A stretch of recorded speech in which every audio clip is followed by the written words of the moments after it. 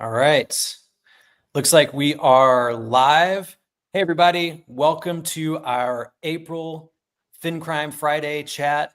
My name is Clayton Norman. I am the social media marketing manager for Serify, which is the parent company for ACFCS.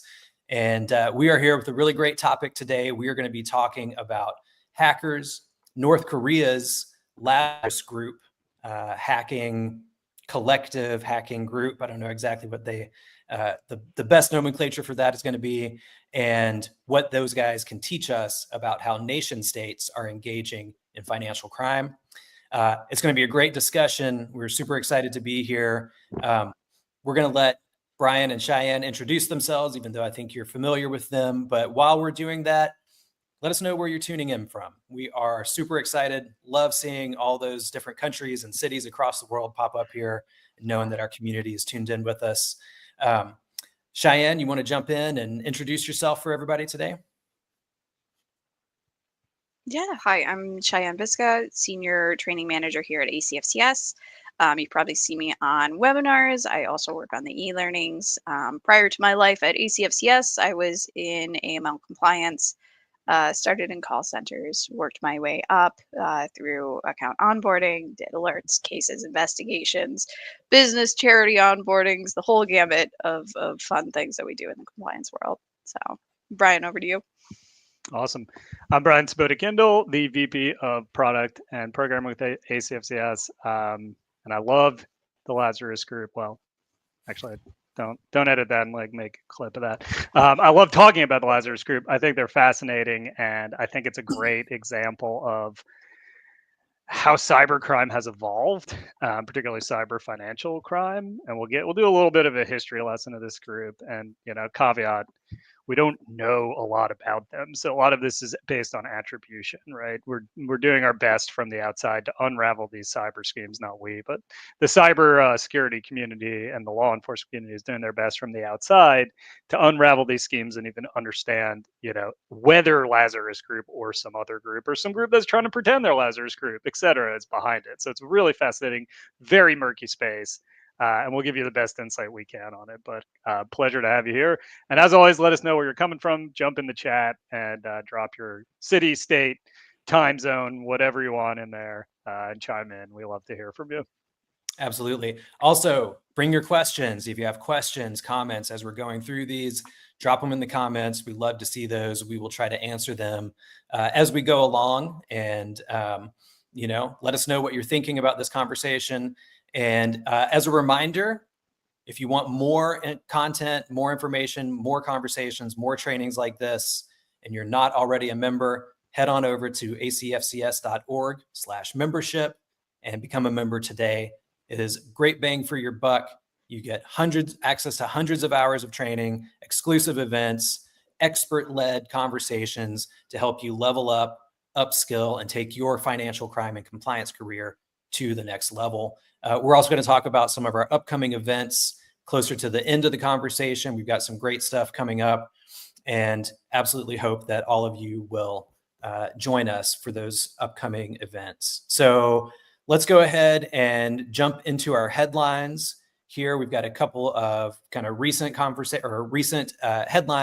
that I think are going to really help us kick off the conversation. So the first one that we have here is the UN warns of a global expansion of the billion-dollar cyber scam industry.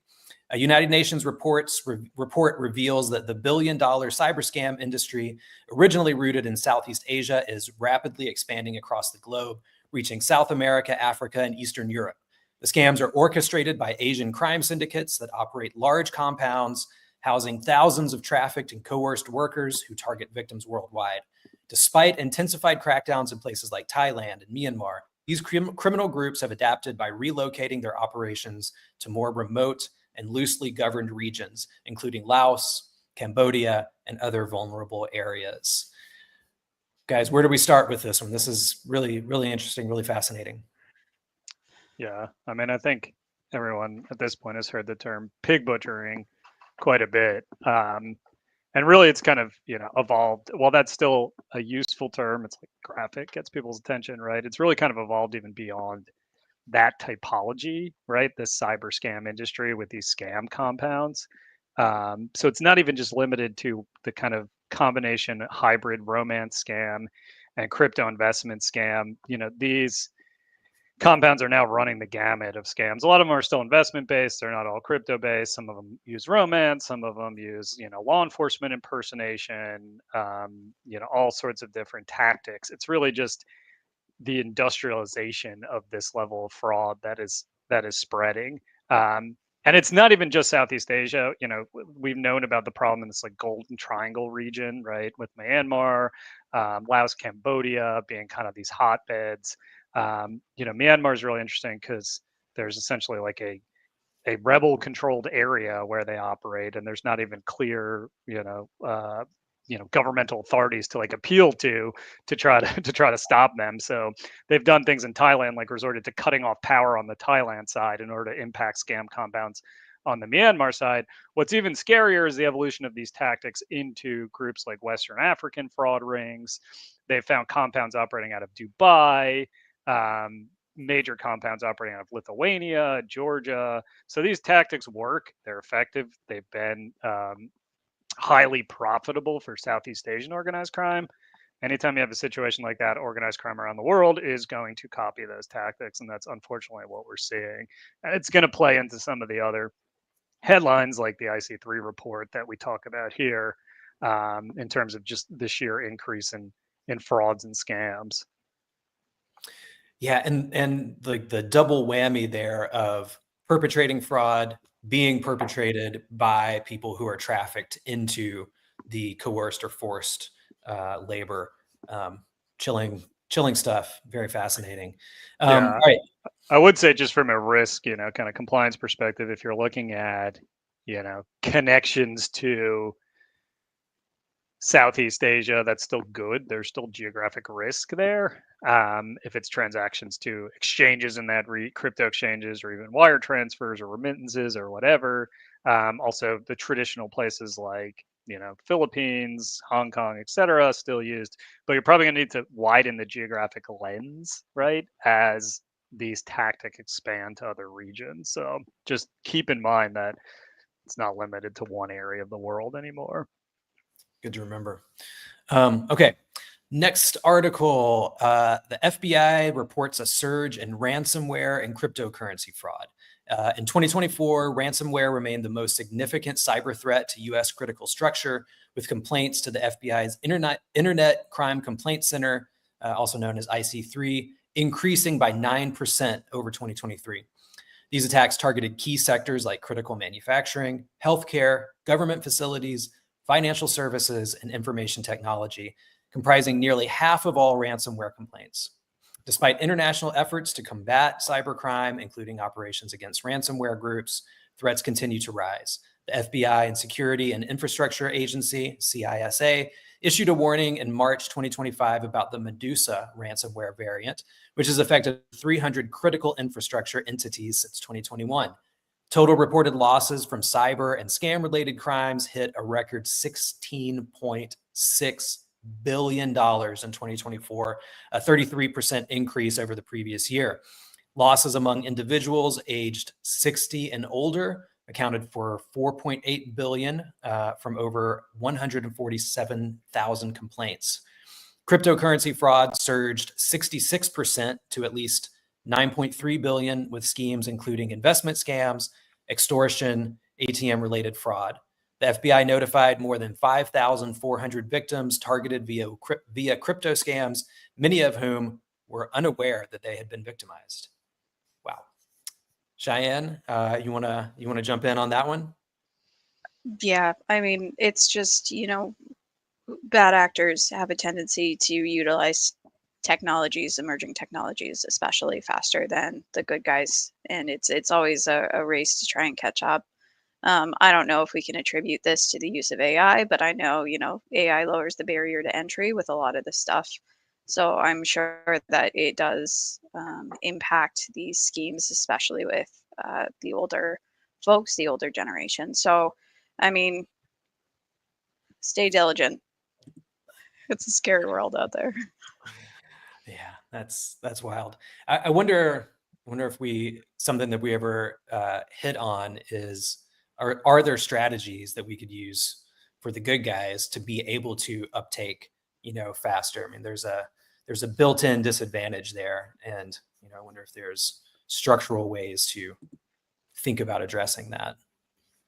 Yeah, definitely. I mean, I think part of it is a innovation issue on the compliance side, right? There's always faster innovation among bad actors because they don't have to validate their, tech, get their models reviewed by the model validation team and go through all the regulatory hurdles, which are there for a reason, but at the same time make things generally slow and more conservative in a broad sense than bad actors, right? So it's an innovation issue. It's also, an uneven playing field issue, right? Like bad actors can move seamlessly between platforms, between institutions. The financial system is designed for speed, and it's designed for convenience, right? And the compliance world is designed neither for speed nor convenience.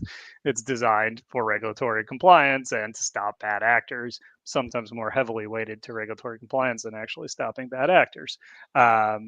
The other thing I think, on a positive note, to end this kind of scam talk on a positive note, is where we're really seeing results is in places like Australia, where they've adopted a comprehensive scam framework, and it includes dedicated government resources focused on fraud and scams. So they have like a scam czar. It's a very high level role within the government. They coordinate the entire whole of government response to frauds and scams.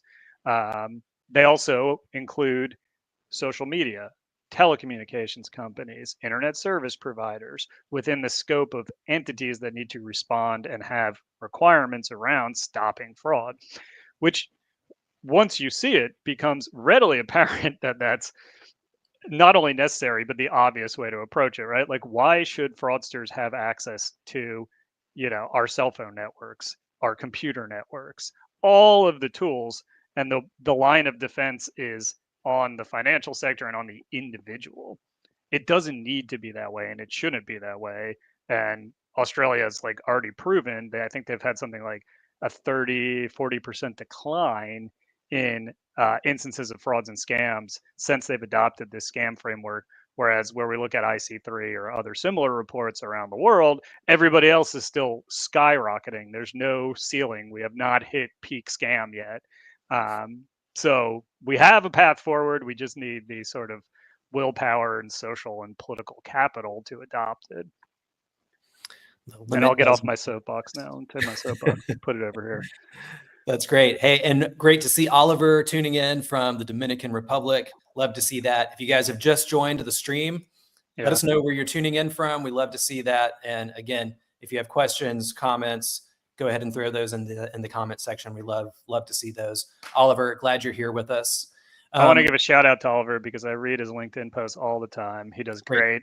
He does great recaps of our events as well as other events, and always pulls out some good nuggets. Sometimes he watches a webinar that like I'm on, and he's like, "Yeah, I learned XYZ," and I'm like, "Oh yeah, cool. I didn't remember that." So thank you for helping me remember my own webinars, Oliver. Your LinkedIn posts are great. If you're not following them out there, then I recommend it. Yeah, and guys, this is a great place to connect with other professionals in the field right here in these comments. So feel free to drop your LinkedIn profiles in there as well and connect with each other. All right, next headline: the U.S. has sanctioned the Sinaloa cartel associates for alleged money laundering. U.S. Treasury Department sanctioned 6 individuals and 7 companies for allegedly laundering money for factions of Mexico's Sinaloa cartel, now designated a foreign terrorist organization under the Trump administration. The sanctioned parties reportedly used front companies and shell corporations, including currency exchange business at the U.S.-Mexico border, to facilitate money laundering. The sanctions prohibit business transactions with those listed and impose potential civil and criminal penalties for violations. All right, what do we think about this one? It's an interesting one, right? This is obviously a high priority of the current administration. They've made it very clear that the focus will be on cartels, particularly Mexican cartels, with some bleed over to potentially Central American and Latin American criminal organizations too. But really, the main area of focus has been on the Mexican drug trafficking cartels. And, sanctions designations in this space are not anything new at all. There's been Kingpin Act designations. There's all sorts of existing levers to pull and that have been used for decades at this point against drug trafficking organizations dating back to like the cocaine cowboy days. What's new here and interesting in the administration's approach is not only the intensive focus, which obviously, if you're sitting in a compliance role, you think, okay, the priorities, I'm aligning myself with law enforcement and regulatory priorities. Am I really digging into my risks associated with fentanyl and synthetic opioid trafficking? Am I digging into my exposure to the southwest border, parties in Mexico, parties in Latin America, et cetera? So that's one area to think about, is just, taking another look at this in light of this intensive focus. The other thing is that they're using foreign terrorist designations in ways that they didn't before. A little bit different. Actually creates even more exposure for financial institutions. So now if you miss a transaction that's tied to a party designated as a foreign terrorist organization, it's not just that you facilitated drug trafficking for a cartel. It's very bad. But you've also facilitated terrorist activity. That's even worse, right? It opens up new legal liability. There's actually, in the past, financial institutions that have been sued for facilitating terrorism in different contexts, right? But now we have this new liability approach. So again, I think it heightens the need for a greater focus from a risk assessment perspective, from a controls perspective, from a monitoring perspective, to try to capture some of this activity that might be associated with cartels. Were you probably already doing that? Yes, but hey, can't hurt to take another look. All right, a little extra attention there to try to offset any of that additional risk to your institution. Yeah. All right, last headline before we jump into the discussion. This one, the Seychelles offshore services provider highlighted in the Pandora Papers shuts down its operations. So Alpha Consulting, a Seychelles-based offshore services provider, has had its operating license revoked by the country's Financial Services Authority following a cross-border investigation by Finance Uncovered, the Seychelles Broadcasting Corporation, and the BBC. The firm, highlighted in the Pandora Papers, was found to have created hundreds of anonymous shell companies, often for Russian oligarchs and individuals seeking to evade taxes or launder money, by exploiting UK legal loopholes and using nominee directors to obscure true ownership. So another really interesting one. Brian, Cheyenne, who wants to jump on this one? Yeah, I mean, I picked this one, and it's kind of, a little niche, right? We're talking about all this convoluted corporate structure stuff, right? But so two things that I think jumped out here, right? One, this is a classic issue in this space, which is the use of shell companies. And what they were doing here was finding some poor, schmuck in the Seychelles to act as a nominee. They were paying them a little bit, and they would put them on the paperwork. They'd have them sign an undated letter of resignation, which effectively just transfers ownership over to this woman that was running this Alpha Consulting firm. So she was forming all these shell companies. She wasn't doing it in the Seychelles. Seychelles, also a high risk jurisdiction for shell companies, but she was just operating out of there and doing it in the UK. She's forming limited partnerships in the UK, type of company that, for whatever reason, doesn't have to disclose a lot of information, right? So you can disguise ownership, even though she was already using nominee owners. She didn't have to turn over the beneficial owners, who are in fact all sorts of shady Russians operating crypto scams, registering ships in the names of their limited partnerships so they could run oil and evasion of sanctions, all sorts of fun stuff. This is still a problem, right? And I want, I guess my biggest takeaway is I want everyone out there to stop thinking of UK-based companies as low risk. If you do, they're not. The UK is like a super popular place to start dirty companies of all stripes from everybody all over the world. Same thing with the US. If you are treating the US and the UK as lower risk, if you're treating business entities formed there, whether they're a limited liability corporation or a limited partnership or a Scottish partnership or whatever, don't do that. Dig into them further. You have to. These companies in the UK Companies House are not verified in terms of like whether the ultimate beneficial owner, if even provided, is real. They have tons of issues. These jurisdictions are often just considered lower risk jurisdictions, and that doesn't work anymore. And this story just points out how criminals around the world find exotic ways to abuse the UK's Companies House. Also, on a positive note, it points out the power of investigations and investigative journalism in this space, right? Took a couple of years. That story that was referenced with BBC dug into this was all the way back in 2023. However, the long arc of justice bent towards this company getting revoked and destroyed that was doing all the shady activity. So here we are. Good, a positive story. All right. Well, that wraps up our headlines, and let's jump into our conversation about the Lazarus Group and nation states engaging in financial crimes. So, nation states are increasingly engaging in financial crimes to circumvent sanctions and fund their agendas. North Korea's Lazarus Group exemplifies this trend. This state-sponsored hacking collective has been linked to major cyber attacks, including the 2014 Sony Pictures breach, the 2016 Bangladesh bank heist, the 2017 WannaCry ransomware attack.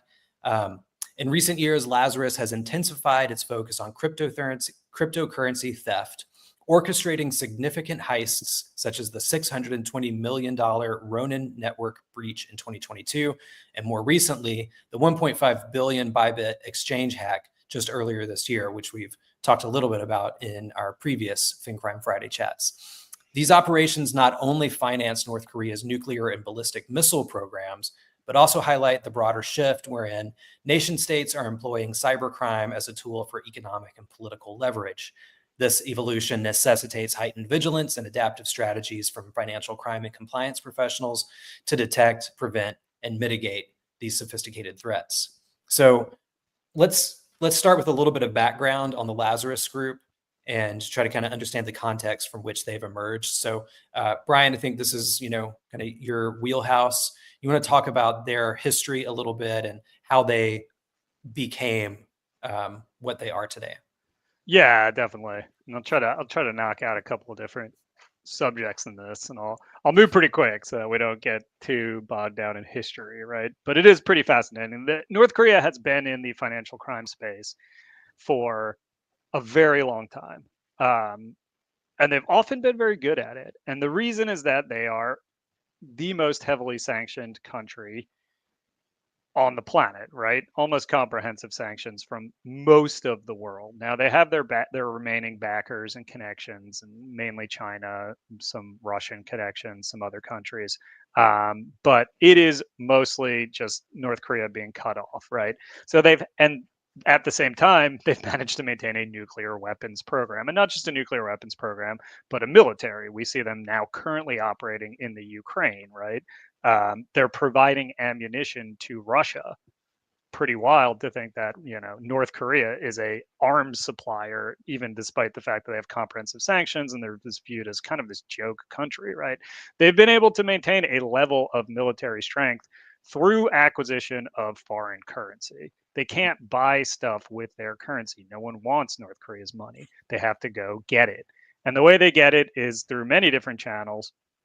Part of it is through theft, crime. Part of it is through the sale of goods, coal, mainly to China, some other commodities. Partly, they, years and years ago, discovered that they could ship workers offshore, have them work at various jobs, and then collect revenue from this, right? They build statues. If you want a big old monument built of yourself, you're a dictator in Africa, probably you're going to go to North Korea. They have like one of the best dictator statue building operations in the world. It's kind of hilarious, but it's been a source of revenue for them on monuments, etc., not just statues. They've run restaurants in different places. They do different things, laborers, etc. But as the internet boom started 90s, they discovered that they could, North Korea has a talent pool. Basically, it's a very Darwinian system where the best people are identified, they're put through intensive training, and then they're shipped out to do IT work. And so, they were doing remote IT work in China, and they learned the ropes. It was a source of revenue at first, doing legitimate work, even advertising freelance work for, a Chinese company. Hey, it turns out they're employing North Korean employees. That kind of thing still happens. That's where they kind of learned made their bones in the cybercrime arena. And they used to really focus on cyber espionage, data theft, just like disruption, just breaking things, right? Um, Particularly against South Korea. They've been going up against South Korea and trying to just mess with South Korea and cause them problems for decades.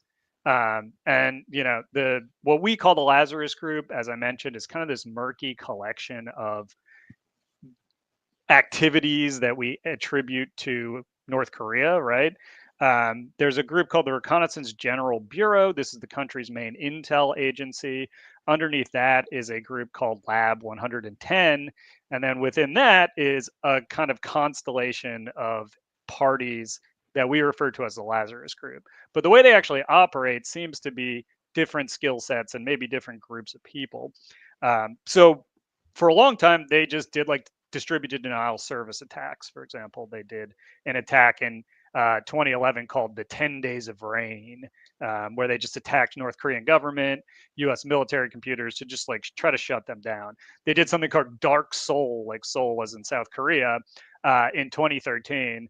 And they shut down ATMs. They actually shut down the broadcasting network. So like the TV broadcasters were just staring at like blank screens, and it was like the movie type of cyber attack. And they continued to offer their services via Chinese-based companies. There's one called Chosun Expo Joint Venture. That was a big one where they were offering freelance software development, and they built their skill set. You mentioned the Sony attack, 2014. At the time, that was one of the most destructive attacks in the world. It destroyed like 70% of the laptops and computers at Sony Pictures, very large movie production studio. And it was in response to this stupid movie, The Interview, this like Seth Rogen movie that they made that they considered like this grave insult to the leader of North Korea, right? So they really showed what they could do in 2014. Other jurisdictions had known about this well before, but showed what they could do in the US and showed an expansion to kind of like global ambitions beyond regional within China against South Korea, etc. Starting in about 2017, they start to target the financial sector a little more.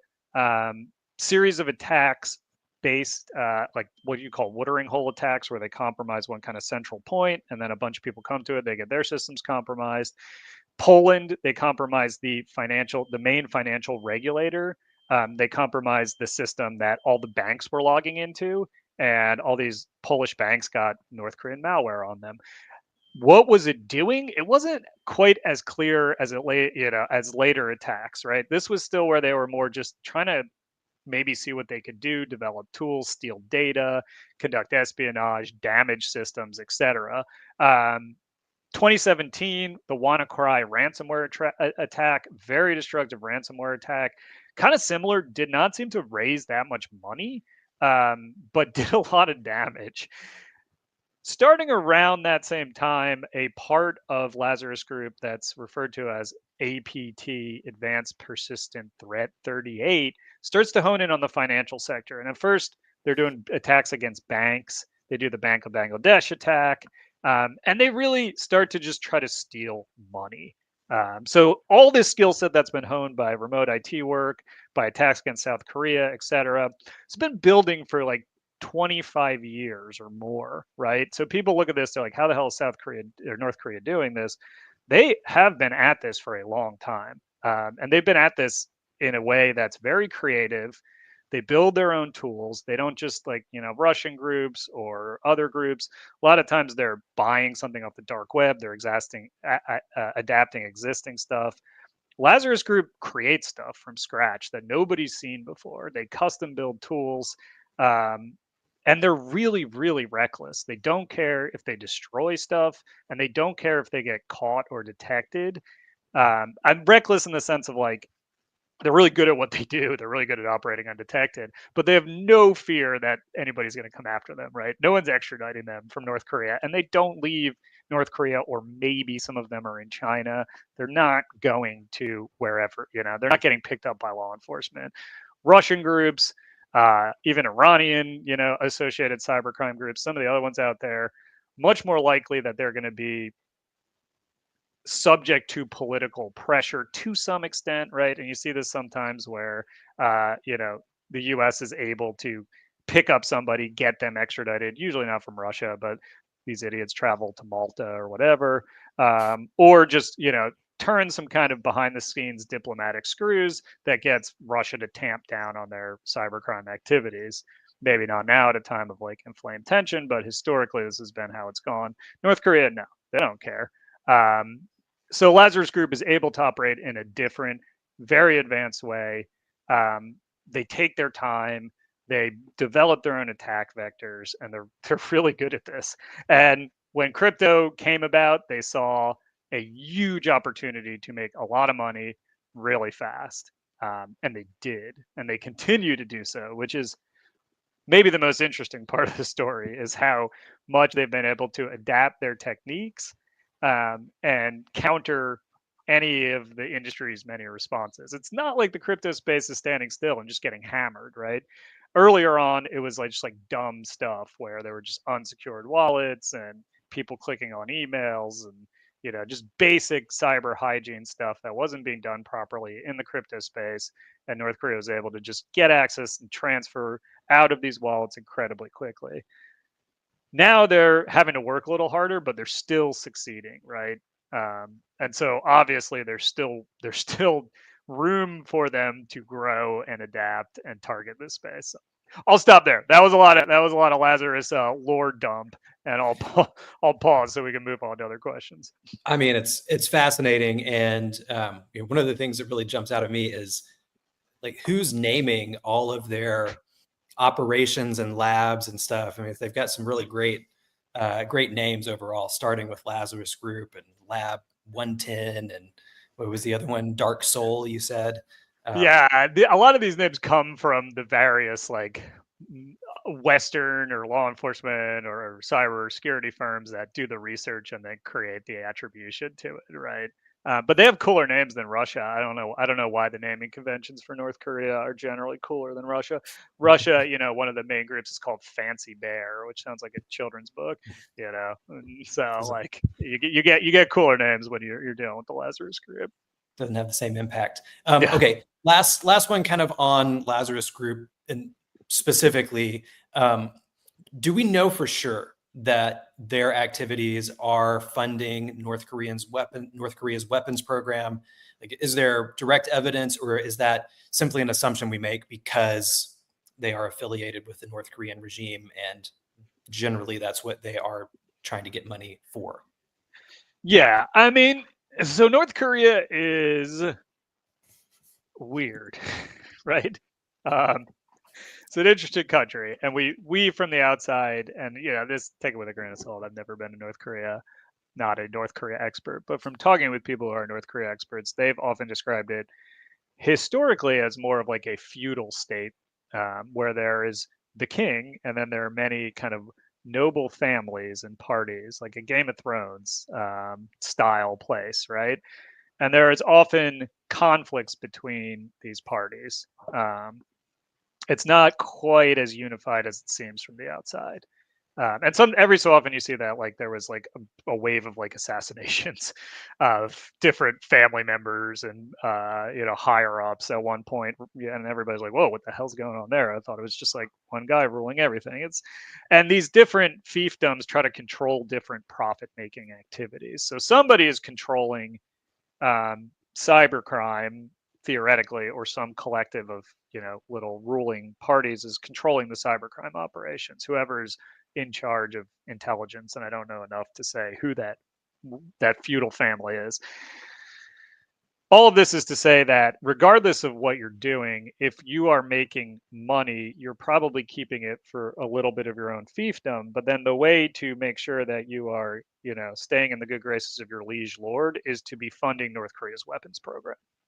So whoever's making the money, whatever the activity is, whether it's running coal, evading sanctions, smuggling goods, IT workers building statues, some of those funds are getting channeled back into the nuclear program and the conventional weapons program, because that's what keeps your fiefdom as a powerful fiefdom, right? So imagine it's like Dune. You got to keep the spice flowing, or whatever other analogy you want to use. So do we know that this Bitcoin got sold on this shady exchange and then went to buy this enriched uranium? It's not that clean.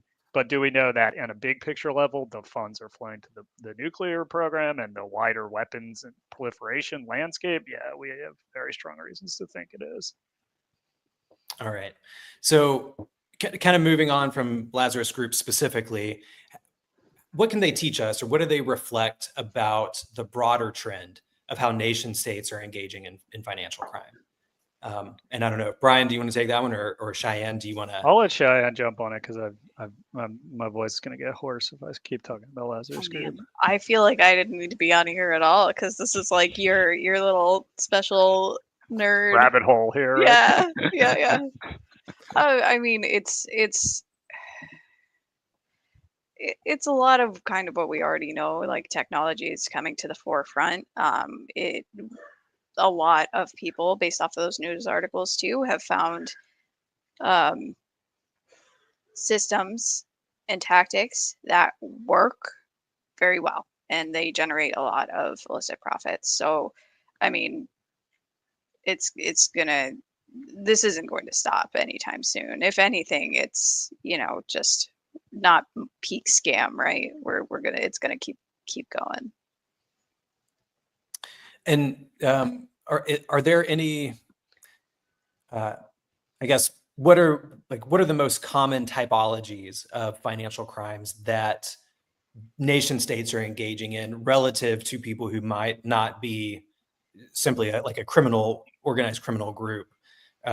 Is there a specific, or is it a matter of scale that differentiates how nation states versus just criminal enterprises engage in these types of financial crimes? Yeah, I mean, from a financial crime perspective, it is like scale and expertise, right? And we're talking about Lazarus Group, and they're pretty unique in the wider, like, advanced persistent threat landscape. Russia does have what appear to be, or are attributed to, like, government affiliated cyber criminals and hackers, military, et cetera, resources focused on cyber. But they also work with kind of a very loosely affiliated network of cyber criminals that they can recruit or utilize or deploy in a sort of deniable way, right? It's not like these guys that are just they work for North Korea, right? They are 100% part of North Korea's military intelligence program. Iran kind of has a similar thing going on, where they do have like a government-backed operation. A lot of that is focused more on like cyber espionage or disruption operations targeted at Israel, Saudi Arabia, other countries that they just don't like. Not as advanced as far as anybody can tell, but definitely there too. So they and some of the things that that nation state affiliated cyber groups do are very similar. For example, just like crypto theft, right? There's all sorts of people doing this. North Korea is just the best at it. Some of them are a little bit different. Like, for example, there are Russian organized crime operations, kind of not exclusively, but kind of have the main, and some government affiliated Russian entities as well do a lot of the ransomware. So if it's a ransomware attack, it more than likely not is some kind of Russian shadily connected group, right? And that's partly why a lot of them are subject to sanctions, is because of these nation state connections. So there are certain crimes that are just opportunistic participation, right? And then there are certain crimes that are more specialized by these nation state actors. And what's the motivation generally behind the nation state actors and engaging in these types of activities? They need funding, man. They need funding. Like if you're sanctioned, if you're heavily sanctioned, like you need funding. There's a quote in The Art of War that's like you always have to leave like an exit for the army, and if you surround them entirely, what happens is that they lash out and they get desperate. And so if we heavily sanction these people, of course they're going to, the Lazarus group being the epitome of this, they don't care if they damage things irreparably. There's nothing to lose.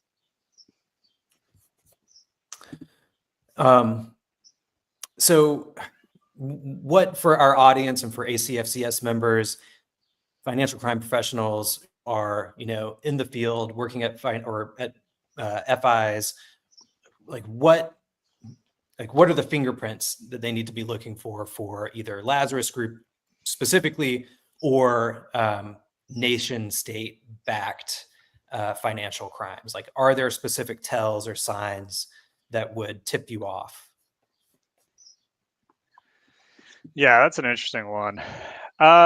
I mean, if you're at a crypto exchange, you're probably going to have the most direct risk and interface with somebody like the Lazarus Group, right? That's where you're going to see sort of telltale activity. And at this point, they like to move really fast. They like automated money laundering, like small movements of crypto very quickly to lots and lots and lots of different wallets, which isn't unique to them, but they're just like at the scale and rapidity that they do it is kind of unique.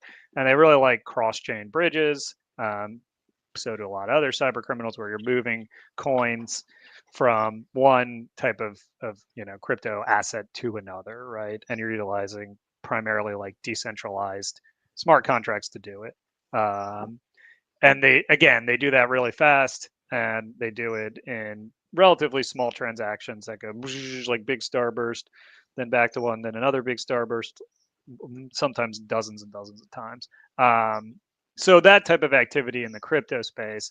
The one thing I would say on the traditional finance side, bank or MSB or et cetera, is like, don't think this doesn't touch you, right? Sometimes people are like, oh, it's North Korea, it doesn't matter, or it's Russia, it doesn't matter. They utilize the financial system. And when you read like the UN panel of experts reports, which unfortunately got disbanded in this space, or when you read certain enforcement actions, they reference like, yeah, and then the funds moved through a US based financial institution through wire transfers to a financial institution in Hong Kong, right? It goes back to that earlier point. They need foreign currency. And a lot of times what they actually need is US dollars, right? US dollars are still the coin of international trade.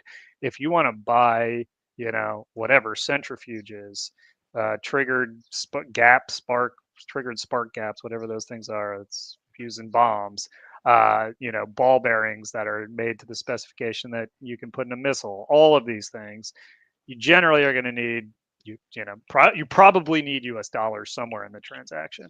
So they have to get their money not only into North Korea, not even really into North Korea a lot of times. A lot of times it goes to intermediary countries like China, Hong Kong, might be Singapore, might be the Philippines. So, the funds might not even flow in and out of North Korea, so to speak, right? And that creates risk for really financial institutions all around the world. So it's touching you whether you know it or not. And it's not going to look like an IP address logging into your online bank account from North Korea. It's going to look like a shell company founded in Hong Kong at a, one of these addresses that has a million shell companies, and it's going to have a very boring name like Rising Sun Trading Company, and it is going to be associated with North Koreans, right? So don't think it's not touching you. Don't think it's limited in a geographic risk perspective, and don't think that they're not utilizing your institution, the traditional financial system. In terms of controls, digging into beneficial ownership, particularly of companies involved in the trade space, is one tactic. Utilizing your open source intelligence to try to understand whether they're legit, how they operate, and having a sense of risk exposure that's not limited by one little geographic region is a good place to start. I would add that it is important that you listen to your IT team in regards to securities and controls, whether that's restarts, updates, password protections, that sort of thing. have good cyber hygiene. Yes. Don't do it. I know it's easier to not do that, but don't do that, especially in this realm. Also, be careful who you hire. We didn't even touch on it here, but it's not necessarily Lazarus Group, but North Korea likes to place remote workers at particularly casinos, historically, crypto firms, fintechs. They look very legitimate. Sometimes they even do video interviews with like face swaps. Um, and they'll have a great paper resume, and they will be a bad actor. They will be a North Korean cyber criminal who's trying to exfiltrate data or conduct espionage or whatever. So be very careful with remote worker hiring, particularly on the tech side, whether it's a full-time employee or a contractor, freelancer, et cetera. They use it all. Wow. It's fascinating stuff, and pretty scary. So, any last thoughts on how financial institutions or professionals can protect against this type of threat, kind of really in the future, right? Maybe not with what existing, rules and technologies we have today, but like what's coming that we should be thinking about in terms of heading off these types of threats. Cheyenne, I'll let you go first, and then we'll go to Brian, and then we'll talk about some of our upcoming events. Okay, so full disclosure, I am not cybersecurity expert. So first and foremost, again, listen to your cybersecurity experts. There is a list from, I can't remember who does it, but it's like a key area of vulnerabilities that they have identified. So, leveraging people who are already doing the research in the space to create a proactive approach. But again, I think that a lot of that is on the cybersecurity team. So listen to your IT team, your cybersecurity folks. Be diligent. Hang in there. Yeah, I'll just pick up quickly on something Shine said earlier. On the AI side, we talked a lot about controls for kind of existing landscape. One thing I would say is just also be aware of the emerging risks of generative AI, whether it is with remote workers, they're able to do some increasingly advanced things to, to create deep fakes, et cetera. And at some point, you're going to, I think, need not just your own, like, oh, that guy's fingers are weird, intuition, but you're going to need tools, right, that can detect faked content, machine generated content, whether that's a video, photo, onboarding document, whatever. I think that's going to become increasingly necessary because just relying on like these picture is blurry or numbers don't add up on the whatever document is not going to work at scale and as the technology advances. So be aware that again, advanced persistent threats, they're advanced, they're going to be some of the best users of this, and you need to be ready for it. And I know for members who would like to learn more about the North Korean financial crimes, I believe, Brian, tell me if I'm wrong here. I believe we have an emerging risks course specifically on North Korea. So if you're a member, you should be able to find that in your learning portal. Is there anything else that we have that's specific to North Korea that maybe I'm not aware of? Yeah, so we have a great learning plan focused on. It's wider than North Korea. It's on weapons proliferation and counter-proliferation finance, but it is really focused on North Koreans' operations, particularly in like the maritime sector and some of the shipping activities they do. And we have a lot of great webinars on this topic. We've done some really fantastic ones in the past that I would recommend. And we have one coming up at our Crypto and Web3 event. So if you're a member, definitely check that out, May 14th. We have a session on North Korea's digital heist, a dive into the Bybit hack, how it happened, how they laundered the funds, and how it ultimately hits your institution. So definitely check that one out. That was a massive cybercrime, maybe the largest financial crime in history, period. We're talking about 1.5 billion stolen, hundreds of millions laundered already. They're trying to chase it down, but it might not happen. We'll see. So it's a really fascinating case, and definitely check out the entire event. Crypto and Web3 Symposium is always a good one. So if you're not a member, join today and you can access that one. That's right, acfcs.org. Also coming up in June, we're going to have our OSINT workshop. definitely looking forward to that one. That is going to be a really great time. All of these we're going to link in the comments. You can also always find them at acfcs.org/events. We also had that URL there, but we'll put these in the comments. The OSINT workshop, that's coming up in mid-June, I believe. And then in August, of course, FinCrime Virtual Week is coming up. Again, do not want to miss any of those. Next month, we're going to be also talking about OSINT as a kind of preview to the OSINT workshop that's coming up in June. So mark your calendars for May 23rd. Tune back in right here on LinkedIn Live or YouTube. You can catch us there as well. We broadcast on both channels. That's May 23rd, 12:30 Eastern time. And of course, as always, stay vigilant. Stay on top of things. We loved having you here, and we will see you next time. Great. Thanks, everybody.